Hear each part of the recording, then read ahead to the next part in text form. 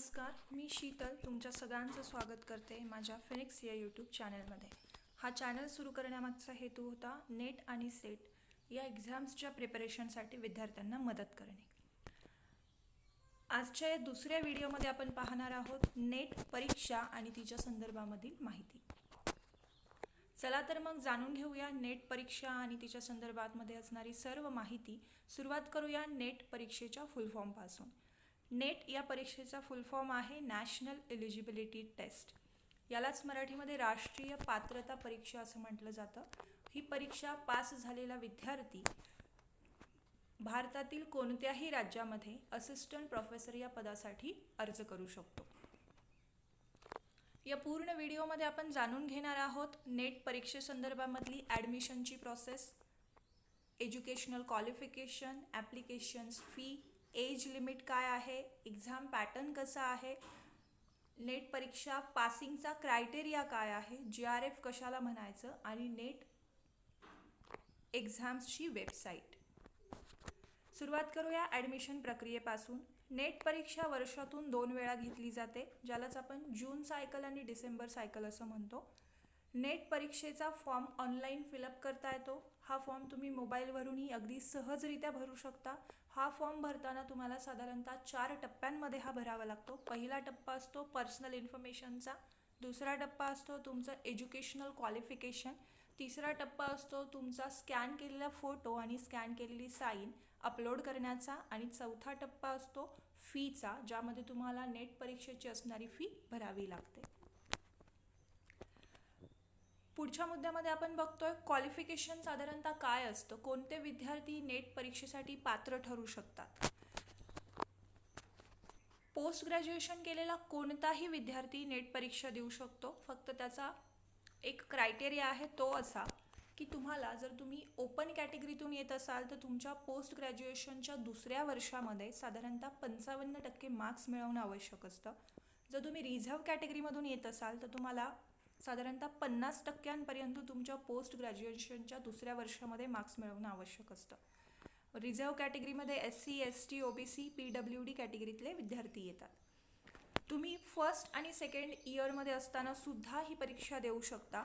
Post ग्रॅज्युएशनच्या पहिल्या आणि दुसऱ्या वर्षामध्ये सुद्धा या परीक्षेसाठी तुम्ही बसू शकता, पण त्या पहिल्या अटेम्प्टमध्ये जर तुम्ही पास झाला असाल तर तिथून पुढे 2 वर्षाच्या आत तुम्हाला तुमची पोस्ट ग्रॅज्युएशनची डिग्री मिळवावी लागते. या मुद्द्यामध्ये आपण बघणार आहोत साधारणतः फी स्ट्रक्चर काय आहे नेट एक्झामसाठी.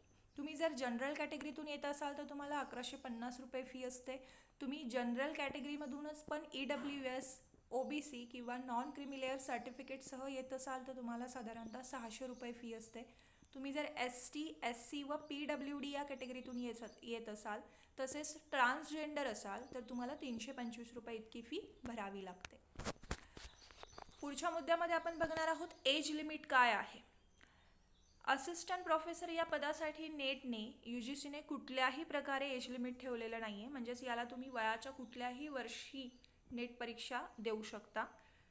मात्र GRF साठी एज लिमिट UGC नेटने निर्धारित केलेलं आहे. याच्यामध्ये सुद्धा कॅटेगरीनुसार एज लिमिटमध्ये फरक असलेला आपल्याला दिसून येतो. ओपन कॅटेगरी असेल तर साधारणतः तुम्हाला वयाच्या 30व्या वर्षापर्यंत नेट GRFसाठी ट्राय करता येतं.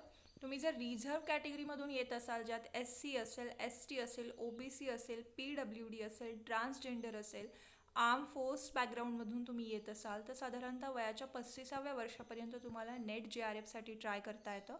तुम्ही जर LLM कोर्स केलेला असेल, तुमचं पोस्ट ग्रॅज्युएशन LLM या शाखेत झालेलं असेल तर तुम्हाला वयाच्या 33व्या वर्षापर्यंत नेट GRFसाठी ट्राय करता येतं. आणि तुम्ही जर फीमेल असाल तर तुम्हाला 35व्या वर्षापर्यंत नेट GRFसाठी ट्राय करता येतं.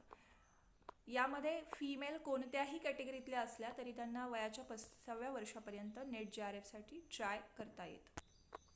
पुढचा मुद्दा आहे नेट परीक्षेचं स्वरूप. नेट परीक्षा ही ऑनलाईन मोडमध्ये होते. ही पूर्णपणे कम्प्युटराइज एक्झाम असते.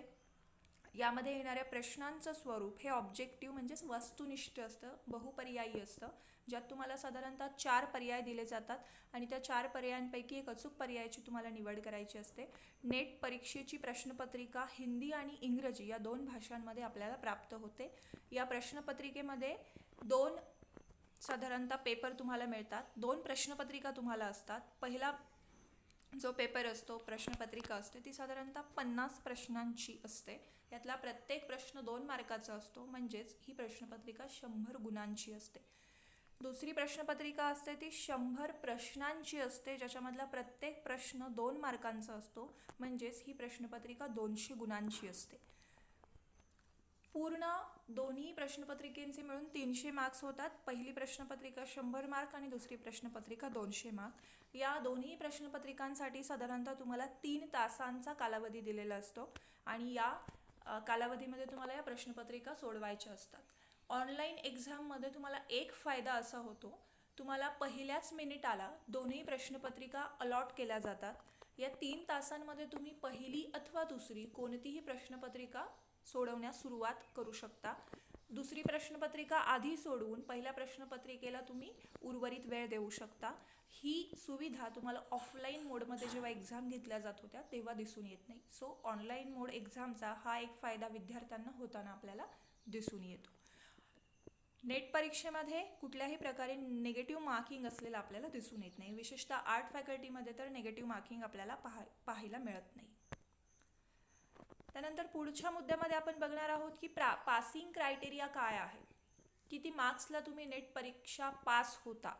यामध्ये जर जनरल कॅटेगरी पाहिली तर साधारणतः तुम्हाला तुमच्या प्रत्येक प्रश्नपत्रिकेमध्ये 40% मार्क्स मिळवणं गरजेचं असतं. म्हणजे पहिल्या 100 मार्काच्या प्रश्नपत्रिकेमध्ये 40 मार्क्स आणि दुसऱ्या 200 मार्काच्या प्रश्नपत्रिकेमध्ये तुम्हाला साधारणतः 80 मार्क्स मिळवणं गरजेचं असतं.